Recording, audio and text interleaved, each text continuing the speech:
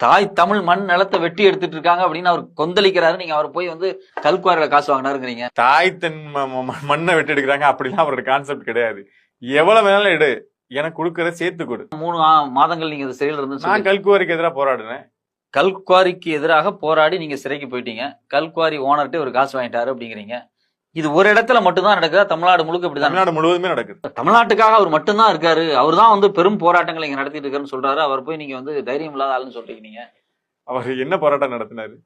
எதுக்காக போராட்டம் நடத்தினாரு? இல்ல வைகுண்டராஜன் மாதிரி ஆட்கள் வந்து கல்குவாரிகளில வந்து பெரிய மண்ணை அள்ளி எடுத்துட்டாங்க. அதுல இருந்து ஒரு கமிஷன் போறது இல்லையா? அதை பத்தி வாங்குறது இல்லையா? எடுத்துக்காட்டுக்கு நானே இருப்பேன், இல்லன்னு சொன்னாருன்னு வச்சுக்கோங்க, வாயை கிழிச்சிருவேன். 3 மாசம் ஜெயில இருந்து வந்தேன் நானு கல்குவாரிக்கு எதிராக. என்னுடைய கேஸ்லயே நான் வந்து அந்த கேஸ்ல இருந்து வெளில வரக்கூடாது அப்படிங்கறதுக்காக ஒரு சில ஸ்டேட்மெண்ட் கூட நீங்க எது விட்டுறாதீங்க அப்படின்னு சொல்லி அந்த கல்குவாரி ஓனர்ட்டே காசு வாங்கினது சீமான். இல்லன்னு மறுக்க முடியுமா? தாய் தமிழ் மண் நிலத்தை வெட்டி எடுத்துட்டு இருக்காங்க அப்படின்னு அவர் கொந்தளிக்கிறாரு. நீங்க அவர் போய் வந்து கல்குவாரியில காசு வாங்கினாருங்கிறீங்க. அப்படிலாம் இல்லைங்க. தாய் தன் மண்ணை வெட்டி எடுக்கிறாங்க அப்படிலாம் அவரோட கான்செப்ட் கிடையாது. எவ்வளவு வேணாலும் எடு, எனக்கு கொடுக்கறத சேர்த்து கொடு. நானும் இந்த இவ்வளவு பெரிய கட்சியா வந்துட்டு 8% ஓட்டு வாங்கிட்டேன்.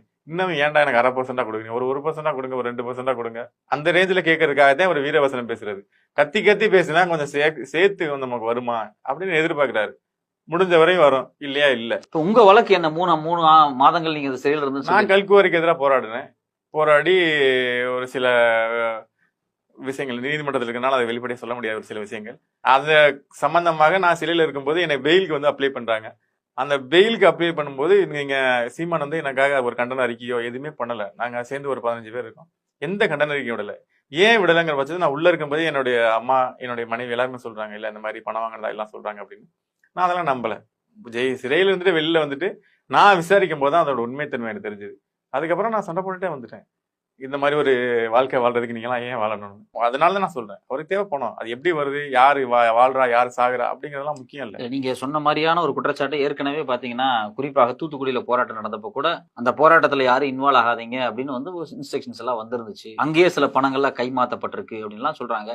எடப்பாடி ஆட்சி காலத்தில் ஒரு மிகப்பெரிய துப்பாக்கி சூடு நடந்து தமிழ் இனத்தை சுட்டு கொண்டிருக்காங்க. அது குறித்தெல்லாம் எதுவுமே பேசல. அந்த நிறுவனங்கள் இருந்தெல்லாம் பணம் வந்துச்சு அப்படிங்கிறாங்க. அப்போ இவருடைய போராட்டத்தினுடைய மையமாக பணம் வசூல் பண்றது மட்டும்தான் இருக்கு.